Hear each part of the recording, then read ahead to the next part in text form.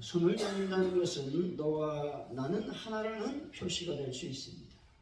아니면 최소한 너와 나는 적이 아니라고 하는 표시임이 분명한 것이죠. 손을 잡는 것이 이런 의미를 지닌 것이기에 우리는 서로 손잡는 것에 세심한 신경을 쓰기 마련인 것이죠. 근데 우리가 함께 손을 잡아야 될 상대가 있고 절대로 손을 잡지 말아야 될 상대가 있다는 것입니다. 예를 들어 우리는 강도와 손을 잡을 수 없고 사기꾼과 손을 잡아서도 안 되는 것이죠. 왜냐하면 그렇게 되면 우리가 그들과 한편이라는 것을 뜻하기 때문에 그렇습니다. 반면에 한 번에 손 한 번 잘 잡아서 노벨상을 받은 사람도 있다는 것이죠. 1979년에 노벨 평화상을 받은 마더 테레사 수녀가 바로 그 사람입니다. 그녀가 18살 때의 일인데 자기 인생을 오직 예수 그리스도께로 바치기로 작정하고 유고슬라비아의 소피아에 있는 자기 집을 떠나려는 순간이었습니다. 순박한 신앙의 소유자인 어머니가 눈물 가득 머금고 목맨 목소리로 이렇게 말하는 것이죠. 얘야, 예수님의 손을 꼭 붙잡고 있어야 한다. 내 손도 예수님의 손처럼 되도록 노력해야 한다라고 말했습니다. 테레사는 평생 이 어머니의 마지막 부탁의 말씀을 잊을 수가 없었다는 것이죠. 그녀는 기쁠 때나 슬플 때나 고단할 때나 어려움을 당할 때나 젊어서나 늙어서나 가리지 않고 언제나 예수님의 손을 붙잡고 살았습니다. 아울러 자기 손에 예수의 손과 같은 역할을 해야 한다는 다짐을 하면서 살았다는 것입니다. 이런 그가 아니고서야 어찌 인간 지옥이라고 하는 인도 캘카타의 빈민굴에서 평생토록 그들과 더불어 살면서 진심으로 그들을 도울 수 있었겠는가 하는 것입니다. 그러므로 우리가 인간으로서의 인간다운 인간이 되기 위해서 제일 먼저 잡아야 되는 손은 예수님의 손인 것입니다. 왜냐하면 그분이야말로 참된 인격의 신앙의 모본이기 때문에 그렇습니다. 우리가 오른손으로 예수의 손을 굳건히 잡고 왼손으로 우리 이웃의 손을 잡을 때 내 손은 바로 예수님의 손과 같은 역할을 감당할 수 있는 것입니다. 아직도 세상 사람들은 지금 이 순간에도 바로 예수의 손을 잡은 테레사 손을 애타게 고대하고 있다는 것이죠. 여러분, 과연 누구의 손을 잡고 하루하루를 살아가고 계십니까? 여러분, 예수의 손을 잡고 살아가는 분들이 되시기를 바랍니다. 사랑하는 성도 여러분, 우리가 잡아야 될 손은 예수님의 손임을 늘 기억하고 예수의 손을 꼭 잡고 살아가는 분들이 되시기를 예수 이름으로 간절히 축원드립니다. 오늘 본문은 아론 자손의 제사장들과 그리스도의 대제사장직의 공통점 및 근본적인 차이점에 대해서 말하고 있습니다. 먼저 양자의 공통점은 자의가 아니라 하나님의 부르심에 따라 제사장이라고 하는 중보자의 직분을 맡았다라는 것이죠. 그러나 양자 사이에 본질적인 차이점이 있습니다. 다시 말해 아론의 제사장은 사람 중에서 취한 자로서 자신들 역시 죄에 연약한 자들이었다는 것이죠. 반면에 그리스도는 하나님의 아들로서 죄와 허물이 없는 순전하고 영원한 대제사장이시다 말씀하고 있죠. 특히 보면은 그리스도는 하나님의 아들이시지만 친히 순종의 과정을 통해 고난을 경험하셨다고 말씀하고 있습니다. 이로써 인간을 구원하는 영원한 대제사장이 되시기에 온전한 자격을 얻으신 분이라 강조하고 있는 것이죠. 그리고 그가 멜기세덱의 반차를 쫓는 대제사장이 되셨음을 강조하고 있는 것입니다. 오늘 말씀을 통해 예수님의 삶이라고 하는 제목으로 예수님은 과연 어떤 삶을 사셨기에 우리가 그분의 손을 잡아야 되며 인간을 구원할 대제사장이 되셨는지 하나님의 은혜를 나누도록 하겠습니다. 예수님은 과연 어떤 삶을 사셨을까요? 첫째, 예수님은 하나님의 뜻을 따라 사셨다고 말씀하고 있습니다. 5절이죠. 한번 읽어봅니다. 시작. 또한 이와 같이 그리스도께서 대제사장 되심도 스스로 영광을 취하심이 아니요 오직 말씀하신 이가 그에게 이르시되 너는 내 아들이니 내가 오늘 너를 낳았다 하셨고. 아멘. 아론이 대제사장이 될 수 있었던 것도 예수님께서 대제사장이 되신 것도 모두 하나님의 부르심에 의한 것임을 말씀하고 있는 것이죠.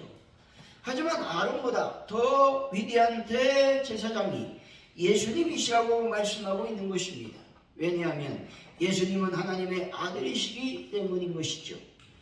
예수님께서 대제사장이 되신 것과 하나님의 아들로서의 사명을 감당하는 것은 모두 하나님의 뜻이라고 말씀하고 있는 것입니다.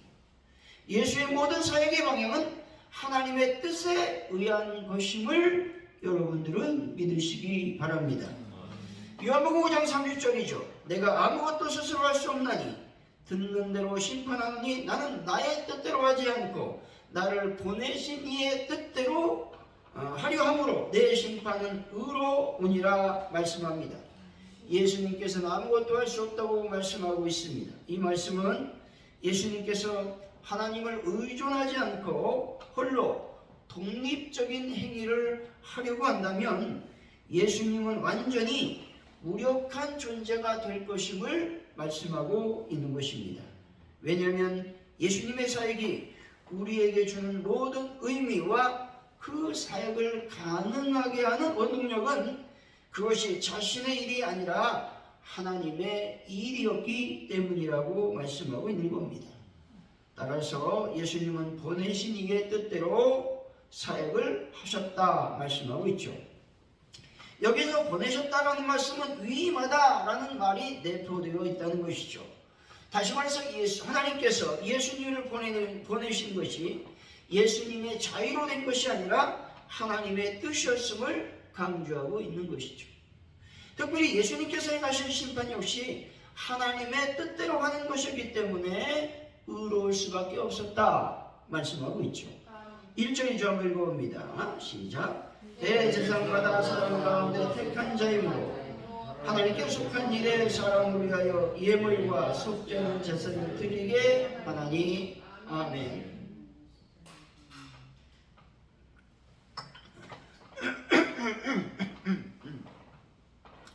하나님께서 사람과 하나님 사이에 중보자를 세우셨는데 아론 대제사장으로서는 완전하지 않았다는 것이죠. 그래서 사람이면서 하나님이신 분이 필요했습니다. 바로 그분이 예수 그리스도이셨습니다. 다시 말해 예수님은 하나님의 아들로 계시지 아니하시고 친히 성육신 하셔서 우리 인간과 동일한 상태가 되어 대제사장직과 중보자의 직분을 감당하셨다라는 겁니다.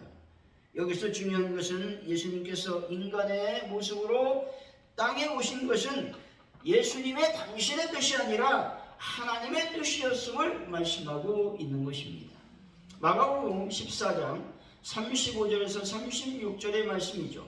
조금 나아가 땅에 엎드려 될 수 있는 대로 이때가 자기에게서 지나가기를 구하여 이르시되 아빠 아버지요 아버지께서는 모든 것이 가능하오니 이 잔을 내게서 옮기시옵소서.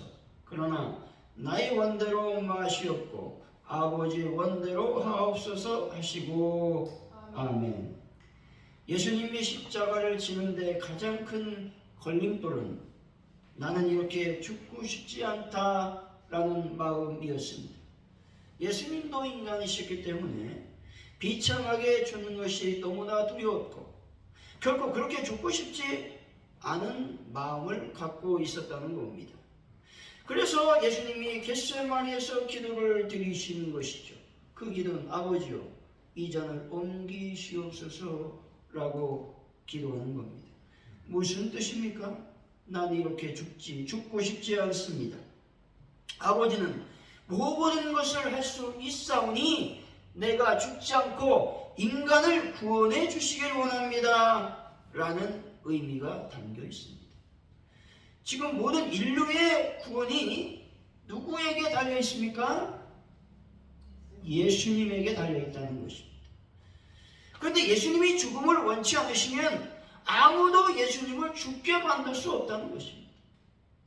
예수님이 십자가에서도 내려오실 수 있는 능력을 갖고 계신 전능의 하나님이시기 때문에 그렇죠. 그러나 예수님이 겟세마네에서 피땀 흘리며 기도하는 것이 결국 무엇입니까? 내가 원하는 것이 아니고 아버지께서 원하는 것이 이루어지길 원합니다. 라고 기도하는 것이었습니다. 36절에서 중요한 단어가 나오죠. 그러나 라는 단어죠. 이전을 내게서 옮기시옵소서. 그러나 나의 원대로 마시옵고 아버지의 원대로 하옵소서. 내 뜻이 아니라 아버지의 뜻대로 하시길 원합니다. 라고 예수님은 기도하셨습니다. 자신의 뜻은 무엇입니까? 비참하게 죽고 싶지 않은 것이죠. 아니 왜 내가 죽어야 됩니까? 라고 마음을 갖고 있었을지도 모릅니다. 그러나 하나님의 뜻을 생각할 때 예수님이 죽지 않으면 인간은 구원을 받을 수 없는 것이죠. 하나님의 구원이 이루어지지 않는 것입니다. 예수님은 자신의 뜻을 하나님의 뜻에 복종시키는데 피땀 흘려 3번이나 기도하고서야 자신이 포기가 되는 것입니다. 그리고 하나님의 뜻에 온전히 복종하게 되었던 것이죠.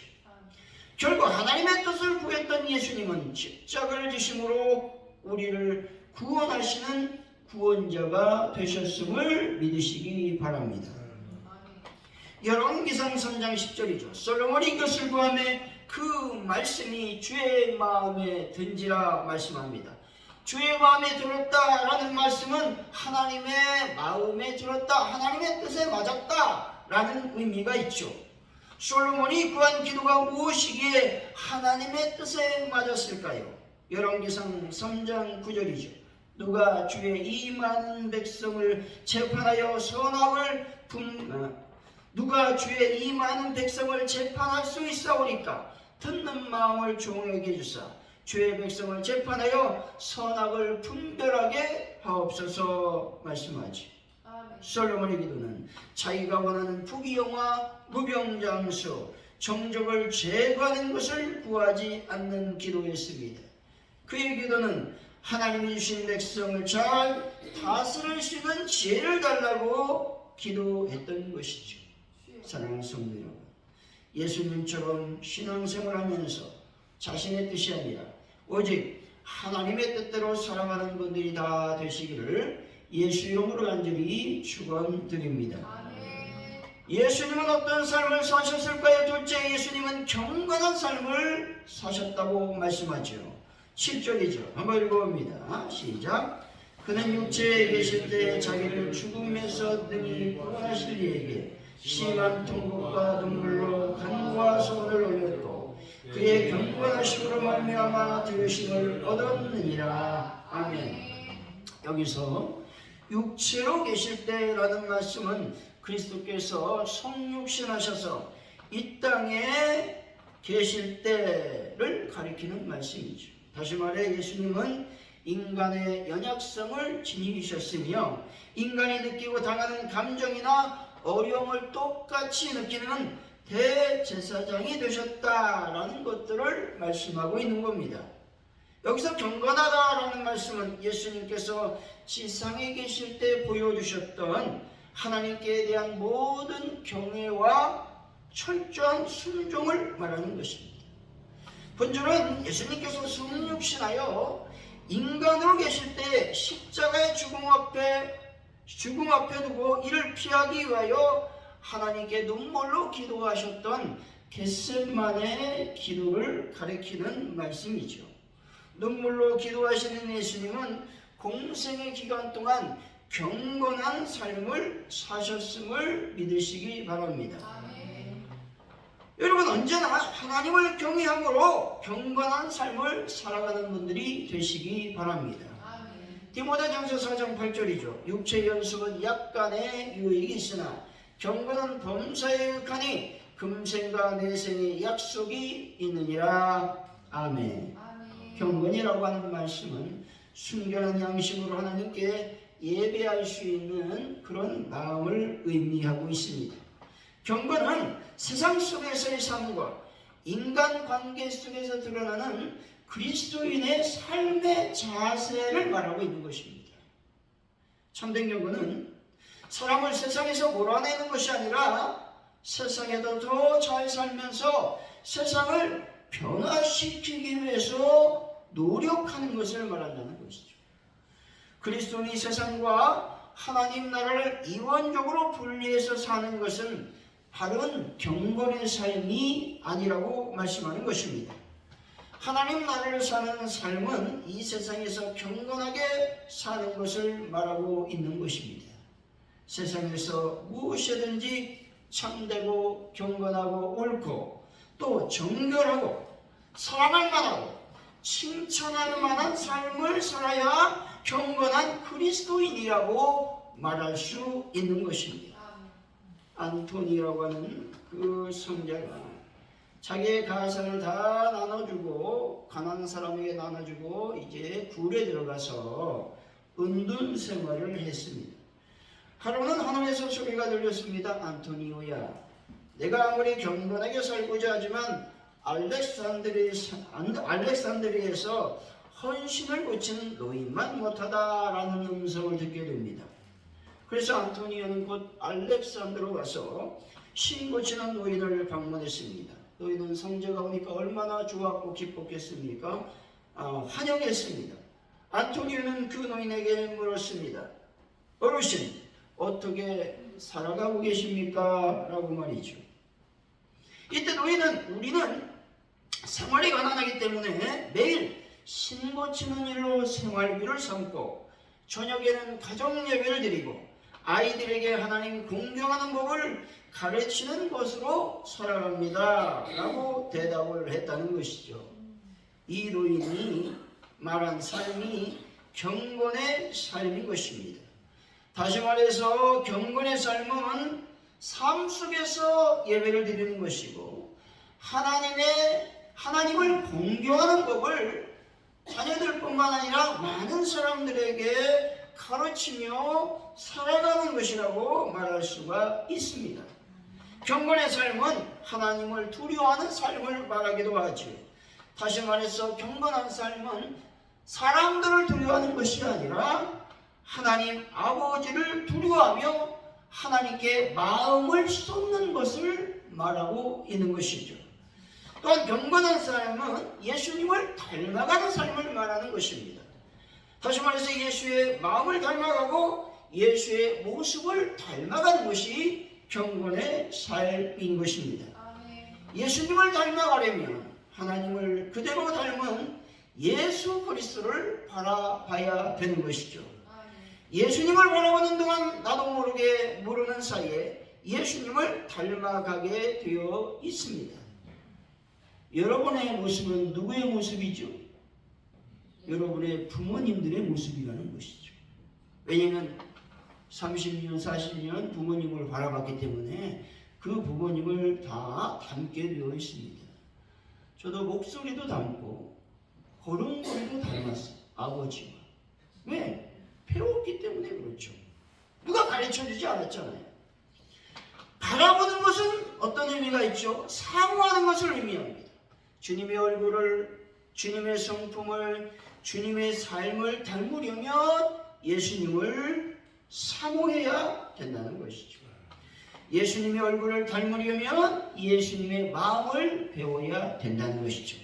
예수님의 인자한 그 얼굴을 닮으려면 예수님의 마음속에 있는 인자한 마음을 여러분 배워야 된다라는 말인 것입니다.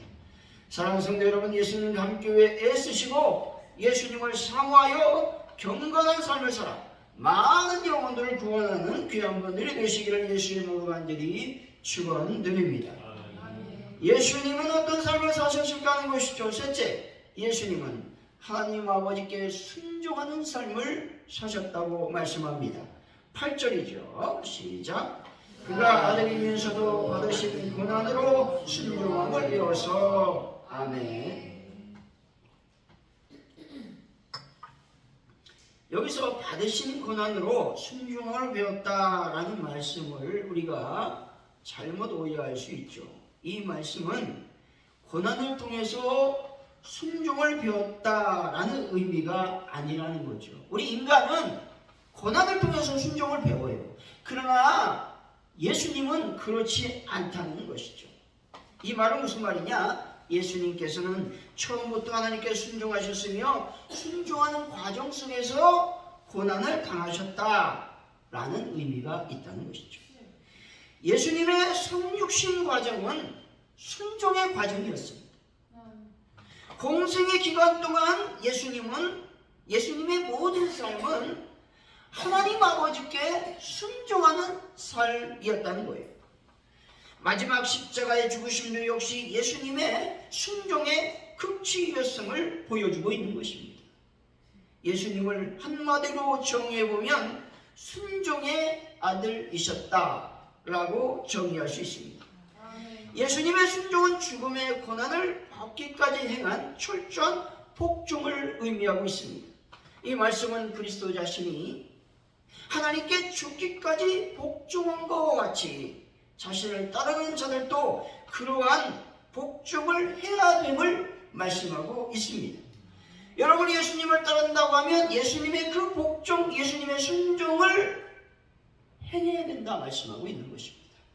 9절이죠. 한번 읽어봅니다. 시작. 온전하게 되었은즉 자에게 순종한 모든 자에게 영원한 구원의 근원이 되시고. 아멘. 여기서 온전하게 되다라는 말씀은 예수님께서 불온전한 상태에서 순종했기 때문에 온전해졌다라는 의미가 아닙니다. 이것은 순종을 통해 하나님의 구원 사역을 완성하셨다라는 의미가 있죠. 이것을 통해서 하나님과 인간으로부터 영원한 대제사장으로 인정받기에 합당하게 되셨다라는 것이죠. 순종은 하나님의 뜻에 따라 행하는 것으로서 마음과 또 몸과 정성을 온전히 드리는 것을 말하는 것이죠. 결국 순종은 삶의 실천을 말하는 겁니다. 하나님은 말뿐인 믿음을 결코 기뻐하지 않습니다. 자신이 신앙이 있는 것처럼 보이게 하는 그런 말을 수백 번 한다 할지라도 그 말에 대한 순종이 없다면 헛것이 되는 것입니다. 아브라함이 자신의 독자 이삭을 바치라고 하나님이 명령하셨습니다. 이해했습니다. 예스했습니다. 그렇다면 예스하고 순종하지 않았다면 아브라함은 결코 의인의 칭호, 의인의 조상이 될 수가 없었을 것입니다. 여러분, 순종하심으로 하나님의 온전하심과 같이 성숙한 신앙인이 되시기 바랍니다. 사무엘상 15장 22절 잘 알고 있는 말씀이죠. 사무엘이 가로되 여호와께서 번제와 다른 제사를 그 목소리 순종하는 것을 좋아하심같이 좋아하시겠나이까. 순종이 제사보다 낫고 듣는 것이 수양의 기름보다 나으니. 아멘. 하나님께서 우리에게 요구하시는 것은 순종이라고 하는 것입니다. 유명한 설교가인 캐롤 마니 목사님은 이런 경험담을 얘기했습니다. 본인이 경찰 훈련 겸 그 계를 이제 인도받았습니다. 어느 날 동네 아이들이 야구공으로 이 목사님의 집에 창문을 깨버렸습니다. 목사님 하고 나서 운동장에 가서 놀아라 막 소리쳤어요. 그래서 걔는 서너 번째 문으로 나가려고 막 애쓰다가 문이 열리지 않으니까 이 깨진 유리창으로 달려 나갔습니다. 그리고 이제 공을 물고 갔다는 것이죠. 가라 하는 말을 듣고 물고를 가지 않고 달려나간 이 개의 결단이 기독교인들에게 있는지 마니 목사님은 반문하고 있다는 것이죠. 동물들은 주인의 말에 절대 순종합니다. 훈련을 잘 받은 동물들은. 그러나 우리는 때때로 불순종한다라고 하는 것이죠. 여러분, 순종이 제사보다 낫다라는 것이죠. 순종의 사람이 아름다운 사람이요 하나님이 기뻐하시는 사람인 것입니다. 여러분, 오늘도 순종함으로 아름답게 살아가셔서 예수의 삶을 살아가는 귀한 분들이 되시기를 바랍니다. 결론적으로 예수님께서 어떤 삶을 사셨기에 예수의 손을 잡고 살아가야만 될까요? 예수님은 하나님의 뜻대로 살아가셨습니다. 예수님은 경건의 삶을 사셨고 하나님 아버지께 순종하는 삶을 사셨던 것이죠. 사랑하는 성도 여러분, 예수님처럼 하나님의 뜻대로 기도함으로 응답을 받는 분들이 되시기 바랍니다. 그리고 경건하고 순종하는 삶을 살아 온전하며 성숙한 신앙인이 다 되시기를 예수 이름으로 간절히 축원드립니다. 기도합니다. 하나님 아버지 감사합니다. 오늘 예수의 삶을 나눴습니다. 예수의 삶처럼 저희들의 순종의 삶, 경건의 삶, 아버지의 뜻대로 살아가는 삶을 살 수 있도록 은혜를 베풀어 주옵소서. 그래서 우리가 경건하고 또 하나님께서 칭찬받는 삶을 살아 많은 영혼들을 구원하는 일꾼들이 되게 하여 주옵소서. 감사합니다. 예수님의 이름으로 기도하옵나이다. 아멘.